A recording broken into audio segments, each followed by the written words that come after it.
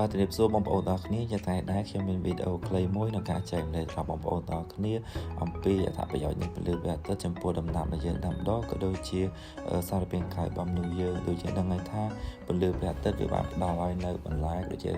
ដំណាំរបស់យើងហ្នឹងជាមួយទៅនឹងថាមពលដ៏សំខាន់ដែលយើងហៅថាការធ្វើរស្មីសំយោគ photosynthesis ដែលវាជាដំណើរការមួយក្នុងការម្លែងគឺពន្លឺទឹកហើយនឹងកាបូនឌីអុកស៊ីតហ្នឹងទៅជាអាហាររបស់ដំណាំរបស់យើងអាចថាស្ករសម្រាប់ការរីកលូតលាស់ដោយដំណាំបងប្អូនដែលឃើញហើយការដាំដុះរបស់ខ្ញុំនៅក្នុងខែនេះដោយសារតែវាខ្វះនៅពន្លឺអញ្ចឹងធ្វើឲ្យកូនដំណាំរបស់យើងក៏មិនសូវជារីកលូតលាស់ល្អប៉ុន្មានដែរតែយើងក៏អាចនៅតែដាំដុះបានគ្រាន់ថាការលូតលាស់របស់យើងគឺវាយឺតជាងមុនប៉ុណ្ណឹងឯង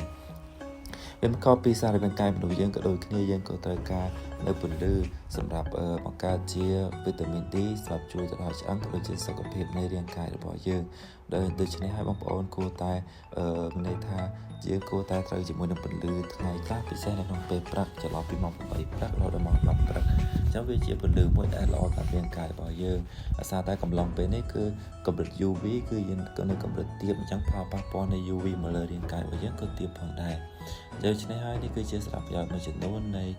ពន្លឺព្រះអាទិត្យមកកាន់រាងកាយរបស់យើងទាំងអស់គ្នាមិនតែប៉ុណ្ណោះវាក៏ជួយឲ្យ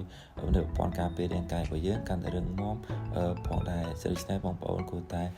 ត្រូវនៅពន្លឺថ្ងៃខ្លះនៅក្នុងពិសេសក្នុងពេលព្រឹកនេះហើយបាទអរគុណបងប្អូនទាំងអស់គ្នាសម្រាប់ការតាមដានបាទអរគុណជម្រាបលា